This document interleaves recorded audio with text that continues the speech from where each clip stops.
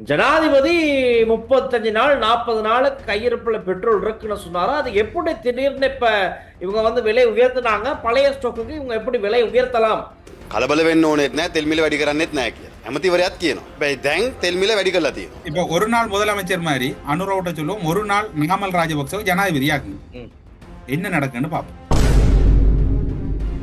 Donald Trump ஒரு press மீட்ல சொல்றாரு நேற்று நைட், இன்னொரு வித்தின் 1 வீக்ல நாங்கள் அந்த போரை முடிக்கிறதுக்கு தான் பிளான் பண்றோம். ஆல்மோஸ்ட் அவங்க கிட்ட எதுவுமே இல்லை, அவங்க இழக்கிறதுக்கு எதுவுமே இல்லை, எல்லாத்தையும் அடிச்சு நாங்கள் தும்சம் பண்ணிட்டோம், இதுக்கு மேல இல்லை, ஸோ கூடிய சீக்கிரமே முடிஞ்சிடும். அப்படி சொன்னதுக்கு அப்புறமா இந்த பெஞ்சமின் நத்தனியாக நம்பி ட்ரம்ப் போனதுக்கு நீங்க பாருங்க, டொனால்ட் ட்ரம்ப் கட்டும் அனுபவிக்க போறாரு இந்த உலகத்துக்கு.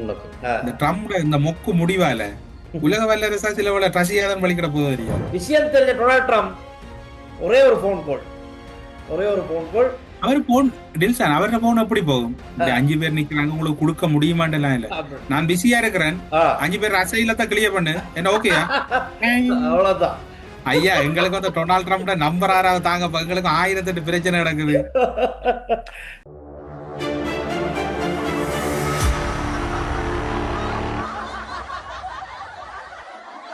ஹலோ, வணக்கம்.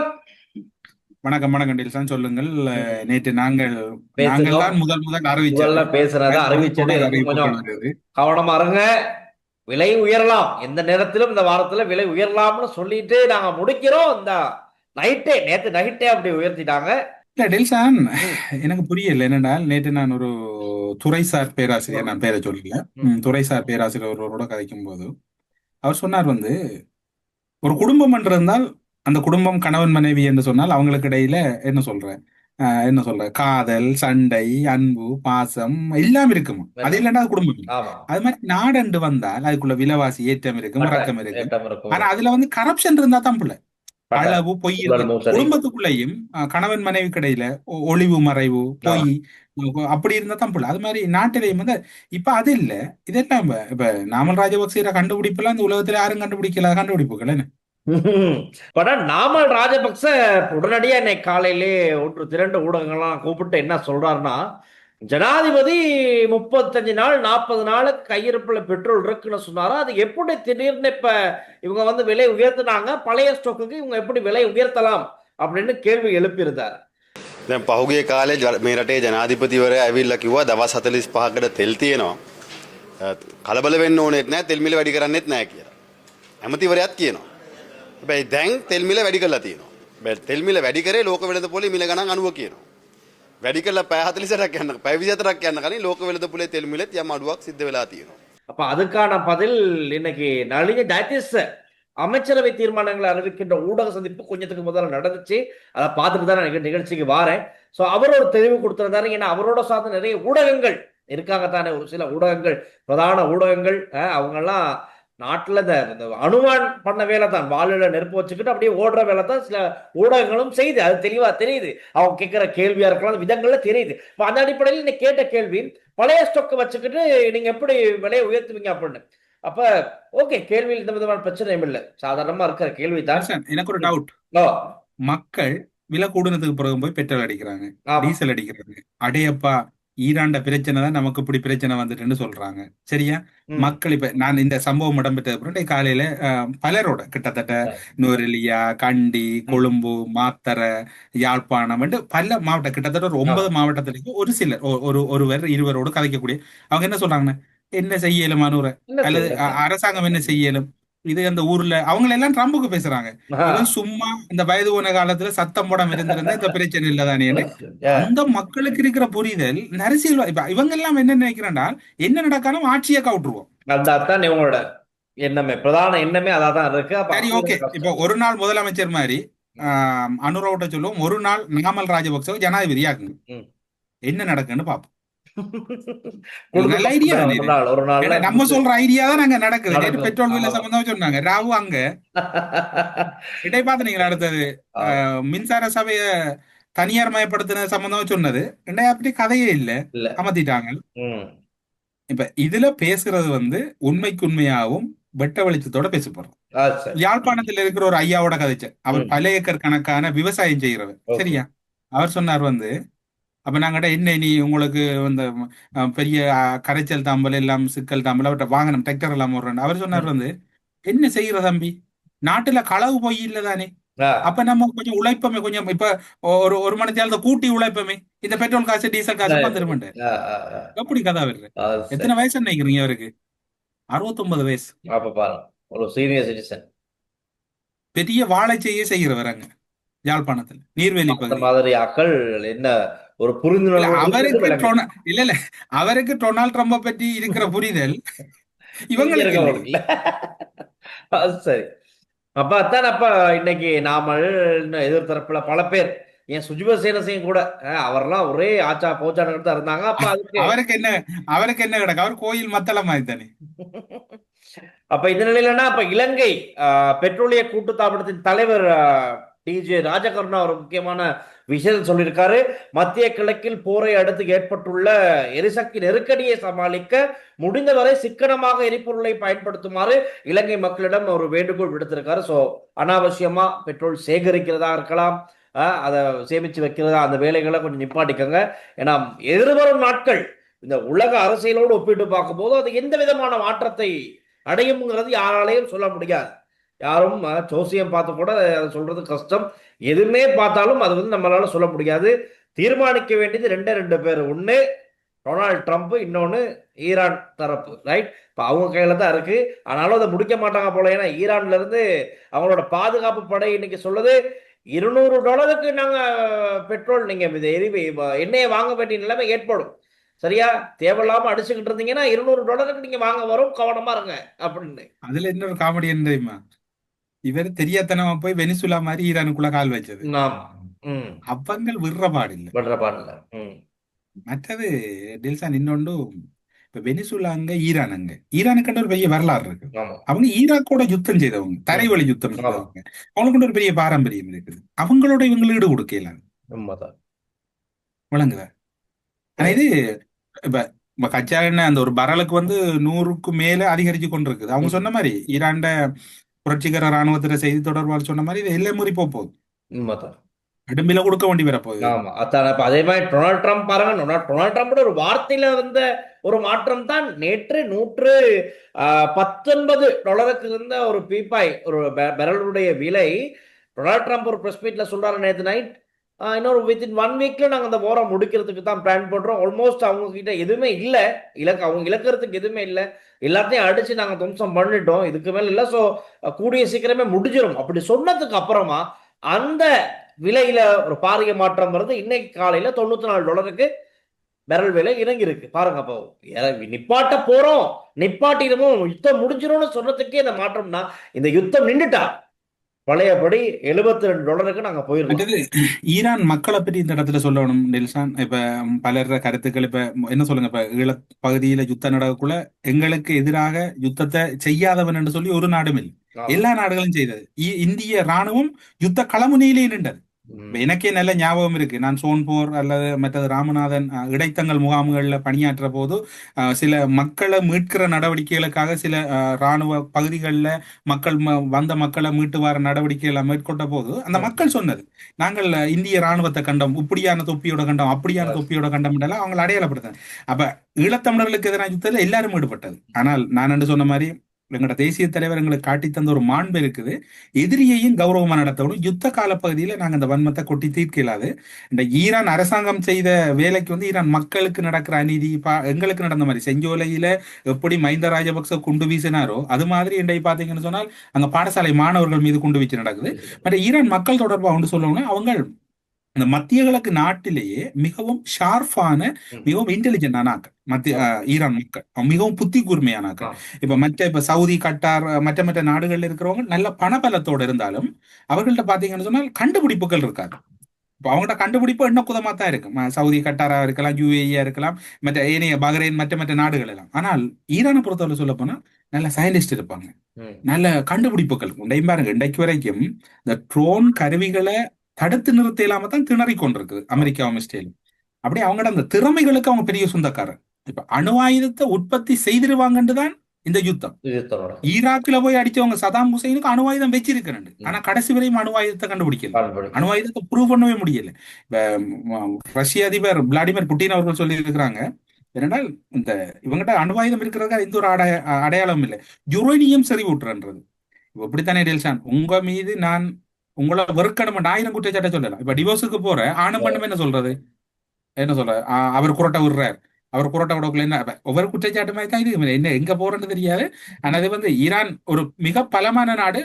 ட்ரம்ப் யுத்தத்தை முடிக்கிறார் என்றால் அது அமெரிக்கா அடையலாம், நல்லா அமெரிக்கா தோற்றுட்டுன்னு அர்த்தம், அதுல மாற்றமே இல்லை. அதுக்கண்டு ஈரான் வந்துட்டு இல்லை, ஈரான்கிட்ட இழக்கிறதுக்கு ஒன்றும் இல்லை, வான்படல்ல மற்றது கடற்படையில எல்லாம் இழந்துட்டு. ஆனால் ஈரான் வெண்டுச்சென்ற அர்த்தம் இல்லை, ஆனால் ஈரானோட போடக்குள்ள அமெரிக்காவுக்கு அது படுதோல்வி. இந்த பெஞ்சமின் நத்தனியாக நம்பி ட்ரம்ப் போனதுக்கு நீங்க பாருங்க, டொனால்ட் ட்ரம்ப் கட்டும் அனுபவிக்க போறார் இந்த உலகத்தில். வரலாறு காணாத ஒரு மோசம் இருக்கு. அவருடைய நடவடிக்கைகள் முடிவுகள்னால தான் இவ்வளவு உக்கிரமா இந்த போர் பதற்றமே நாளுக்கு நாள் அதிகரிச்சுக்கிட்டு போய்கிட்டு இருக்கு. ஸோ இது உடனடியாக நிக்கணும், நின்றாதான் இந்த பெட்ரோல் விஷயமெல்லாம் வழமைக்கு திரும்பும். நாங்களும் எதிர்பார்க்கிறோம் உடனடியாக அதெல்லாம் நோமல் ஆகணும்னு சொல்லி. ஸோ பார்க்கலாம், பிரார்த்திக்கு தான் இருக்கு. இப்ப இலங்கையில பெட்ரோல் விலை கூட்டிட்டாங்க, இதை அடுத்து இனி பேருந்து கட்டணம், அப்புறம் முச்சக்கர வண்டி கட்டணம், அப்புறம் மாவின் விலை அதுல ஸ்டார்ட் பண்ணணும்னு சொன்னா அங்கிட்டு உணவு வகைகள் எல்லாமே ஓடுறா, ஒண்ணு விடாம ஓடுறா, அப்படியே கூடிக்கிட்டே போகும். ஆனா ஒப்பிட்டு பார்க்கும்போது நாங்க நேற்று இந்த விஷயம் பேசணும். அப்ப இன்னைக்கும் ஒரு வீடியோ ரிலீஸ் ஆகிருச்சு. மத்திய வங்கி ஆளுநர் நந்தலால் அவர் இப்போ தாய்வான்ல இருக்க நினைக்கிறேன் ஒரு மாநாட்டுல, அந்த மாநாட்டில் வச்சு அவர் சொல்றாரு நல்ல விஷயங்கள் கொஞ்சம். எங்க கிட்ட இருக்க கையிருப்பின் அடிப்படையில் எங்களுக்கு இந்த சவாலை முகம் கொடுக்கக்கூடிய ஒரு ஸ்டேபிளான நிலையத்தை நாங்க இருக்கோம், எதுக்கும் பயப்பட தேவையில்ல. அப்படி ஒரு ஆபத்து வருதுனாலும் எங்களுக்கு தயாராகிறதுக்கு ஒரு முன்னெச்சரிக்கையா நாங்க ப்ரிப்பேர் ஆகிறதுக்கு எங்களுக்கு தேவையான கால அவகாசம் இருக்கு. ஸோ எல்லாமே நல்ல நிலையில தான் இருக்கு, பயப்படுறதுக்கு ஒண்ணும் இல்லை அப்படின்னு சொல்றாரு. ஆனாலும் 4 வாரத்துக்கு தொடர்ந்து இந்த யுத்தம் தொடர்ந்துகிட்டே இருந்தா அது உலகளாவிய ரீதியில நமக்கு மட்டுமல்ல பெரிய நாடுகள் எல்லாருக்குமே ஒரு பெரிய அடி. பெரிய நாடுகளுக்கே பெரிய அடினா நம்ம மாதிரி சின்ன நாட்டுக்கு யோசிச்சுக்கோங்க, அந்த மாதிரி தான் அவருடைய கதை அமைது. ஸோ எதுக்குமே நாட்டு மக்களாக நாங்களும் தயாரா இருக்கிறோம். இன்னைக்கு பாகிஸ்தான்ல பாத்தீங்கன்னு சொன்னா அங்க காலேஜ் எல்லாம் மூடிட்டாங்க, பிரைவேட் யூனிவர்சிட்டிஸ் மூடிட்டாங்க, எல்லாமே மூட்டு ஒர்க் ஃப்ரம் ஹோம் ஸ்டார்ட் பண்ணிட்டாங்க. அதே மாதிரி அரசாங்கத்தில் இருக்க அமைச்சர்கள் அந்த தரப்பினருக்கு, அரச தரப்பினருக்கு இருக்கலாம், ஏனையவர்களுக்கு இருக்கலாம், சம்பளத்துல பாதி 50% தான் கொடுக்கப்படுது. இப்ப இந்த மாதிரியான விஷயங்கள் பாகிஸ்தான்ல ஸ்டார்ட் ஆகிடுச்சு. ரொம்ப யோசிக்கும் போது தெரியுது அந்த அந்த யுகத்துக்கு நாங்க திரும்ப போயிருவோமாங்கிறது. ஆனா ஏதோ அவங்க மேனேஜ் பண்ணிக்கிட்டு போறாங்க. அந்த ஒரேடியா சுமையை கொடுக்காம அரசாங்கம் இந்த இடத்துல என்ன செஞ்சிருக்குன்னு சொன்னா, இனி வரப்போற கப்பலுக்கும் சேர்த்து இந்த விலை உயர்வை அதிகரிச்சிருக்கதா நலின் சொல்றாரு. ஸோ பேலன்ஸ் பண்ணிருக்காங்க. இனி வரப்போற கப்பல் விலை இதுவரை அதிகமாக இருக்கலாம், அதை ஒரேடியா மக்கள் மத்தியில் திணிக்க முடியாது, சுமையை கொடுக்க முடியாது. இப்ப அதிகரிச்சதுக்கான காரணம் உலக ரீதியா ஒப்பிட்டு பார்க்கும்போது நாங்க கட்டாயம் அதிகரிக்க வேணும். அவ்வளவு பெரிய சவுதி அரேபியா நாட்டிலேயே 4 வீதம் 5 வீதம் அதிகரிக்கப்பட்டிருக்கு. இப்ப நாங்க 8 வீதம் அதிகரிக்கப்பட்டிருக்கு இலங்கையில. அவரு எனக்கு ஒரு தெளிவு கொடுத்தாரு. ஸோ இந்த கத்திர நாமல் ராஜபக்சே இருக்கலாம், எதிர்த்தரப்புல இருக்க பல பேருக்கு இது பற்றின தெளிவு இல்லை. அப்ப தெளிவை இன்னைக்கு நீங்க தெரிஞ்சு கொள்ளக்கூடியதா இருந்திருக்கும்.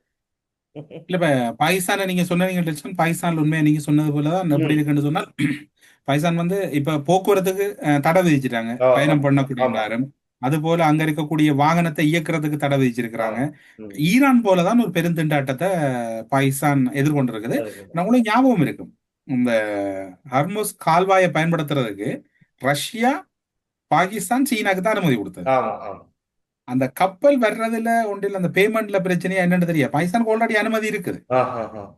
இப்ப பாகிஸ்தான் கொண்டு வரது அமெரிக்காவும் இருக்காரு. பாகிஸ்தான் இப்ப இருக்கிற உலகத்துல ஈரானோடையும் அமெரிக்காவுடைய நல்ல உறவுல இருக்கிற ஒரே நாடுனா பாகிஸ்தான். பாகிஸ்தானுக்கு இங்க பிரச்சனை இல்லை. என்னடா பாகிஸ்தான்ல இருக்கக்கூடிய ராணுவ தளபதிய 3 முறை வெள்ளை மாளிகை கலைச்சு சந்திச்சது அமெரிக்கா. இப்படி இருக்கு இந்த நிலைமை ஒரு பெரும் ஒரு ஆபத்தான. மற்றது இலங்கையை பற்றி சொல்ல ஒன்று டில்சான், இதுல இப்ப நீங்க எல்லாரும் பிள்ளையா கீழே இலங்கைக்கு ஆதரவா இருக்கிறீங்க, அனுரவுக்கு ஆதரவுன்னு நடைமுறையை புரிஞ்சு கொள்ளுங்க, நடைமுறைகளுக்கு விளங்க வேணும். இலங்கையில் இந்த 1 வருடத்துல அந்த அதாவது நந்தலால் சொன்ன மாதிரி மத்தியவங்கள ஆளுநர் இந்த பணத்தை எப்படி அவர்களால் அந்த உயர்வுக்கு கொண்டு போக முடிஞ்சது என்றால் கணக்க விடயங்களை சேமிப்போம். கட்டாயம். ஓய்வூதிய சேமிப்பா இருக்கலாம், என்ன வாகன பெர்மிட் இல்ல, ம். இப்படி அரசாங்கத்துக்கு வழங்குற பல ஒன்று ரெண்டு முக்கியமான ஹோட்டல்களை கூட அவங்க லீஸுக்கு விட்டுருக்காங்க டீல்ஸ் உண்மைதான். முக்கியமா.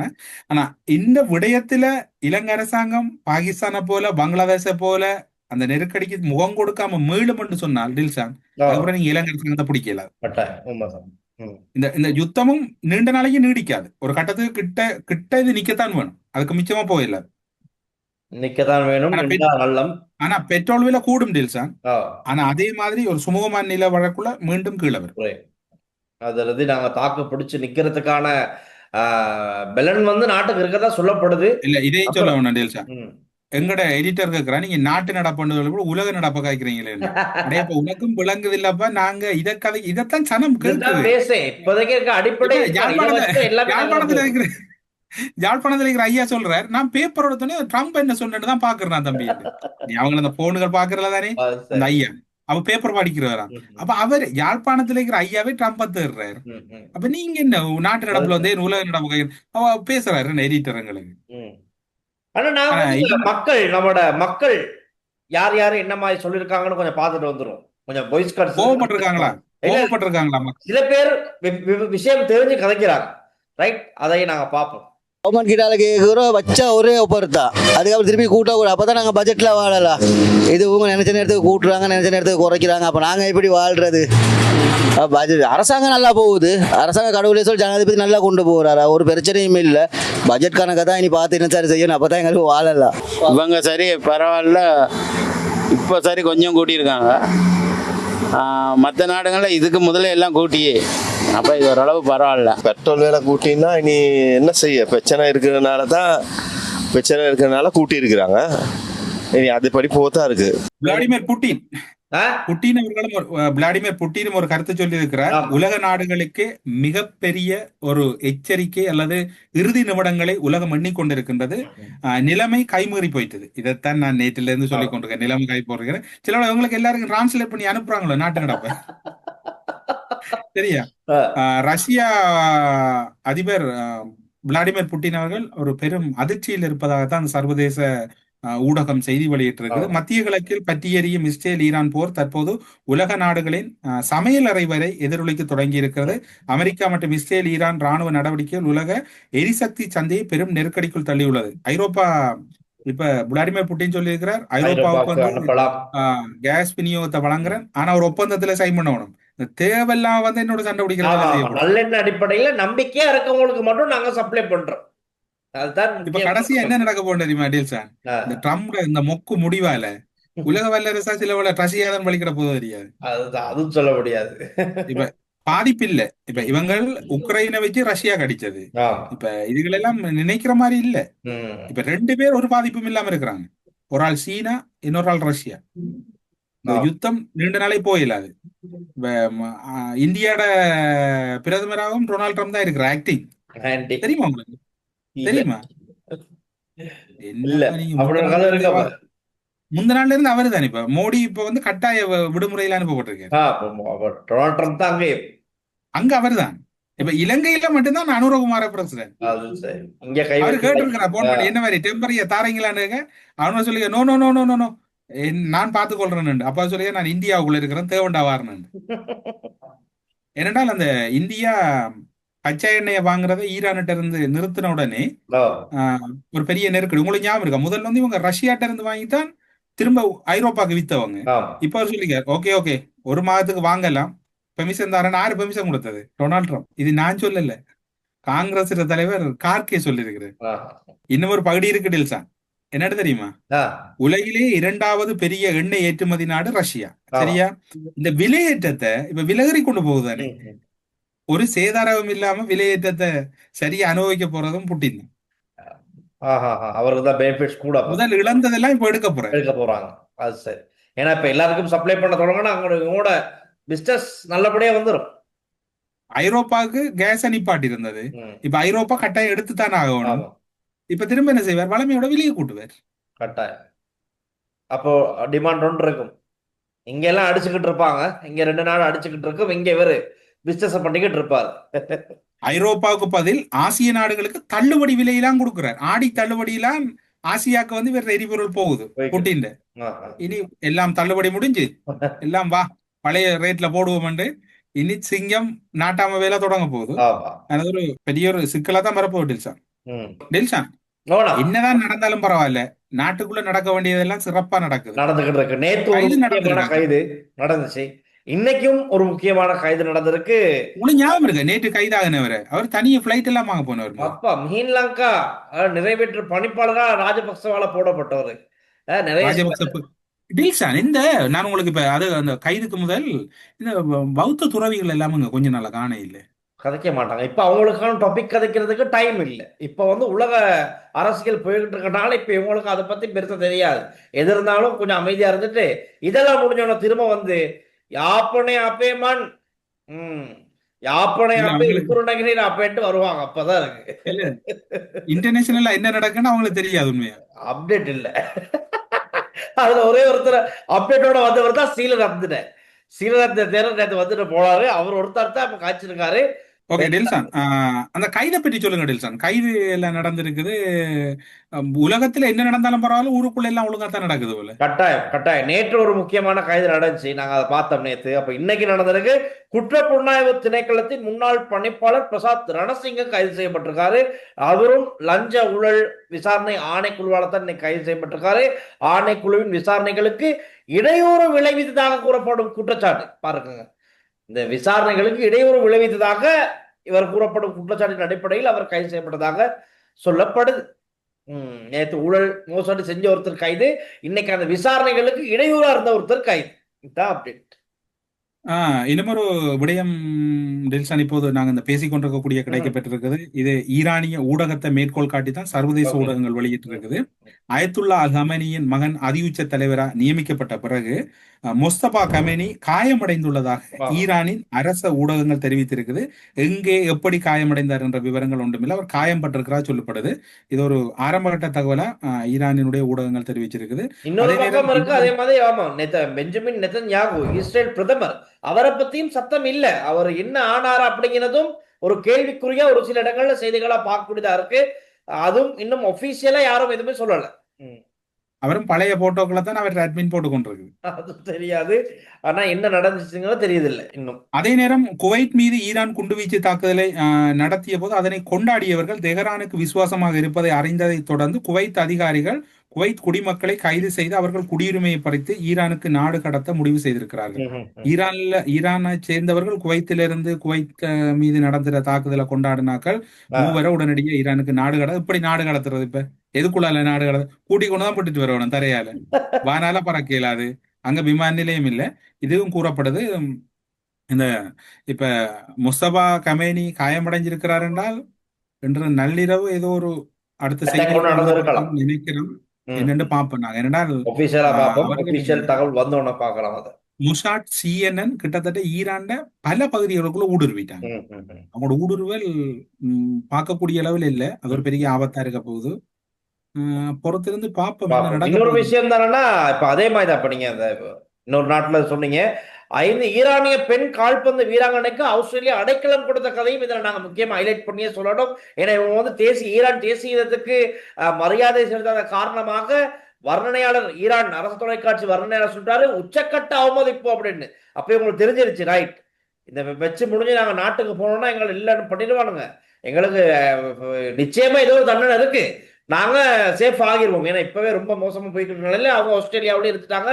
இருந்த ஹோட்டல்ல இருந்து தப்பிச்சு ஓடி போயிட்டு அவங்க அரசாங்கத்தின கோரிக்கை புகலிட கோரிக்கை முன் வச்சிருக்காங்க. ஸோ அவங்க ஃபர்ஸ்ட் டைம் ஆஸ்திரேலியா கொடுத்துல ரிஜெக்ட் பண்ணிருக்கு. விஷயம் தெரிஞ்ச டொனால்ட் ட்ரம்ப் ஒரே ஒரு ஃபோன் கால் அவர் போன் டில்ஷான் அவரோட போன் எப்படி போகும்? 5 பேர் நிக்கிறாங்க, உங்களுக்கு கொடுக்க முடியுமாண்டெல்லாம் இல்ல. நான் பிஸியா இருக்கிறேன், 5 பேர் அசைலத்தான் கிளியர் பண்ணு என்ன, ஓகேயா? அவ்வளவுதான், ஒரே டாக் தான். அதுக்கப்புறமா ஒபிஷியலா ரைட் 5 பேர் இல்ல டீமுக்கே கொடுக்குறோம் அப்படின்னு. ஆனா நாங்க அதை எடுக்க வேண்டிய விருப்பம் உங்களுடையது, நாங்க மொத்த டீமுக்கே நாங்க அசைலம் தாரோம் அப்படின்னு சொன்னோன்னே கிளம்ப போயிட்டாங்க. ஐயா எங்களுக்கு வந்து டொனால்ட் ட்ரம்ப் நம்பர் 6 தாங்க, எங்களுக்கு 1008 பிரச்சனை நடக்குது. இதுகளை தாங்கல எங்கட பொடியர்கள் கனவே தேடி தெரியுறாங்க.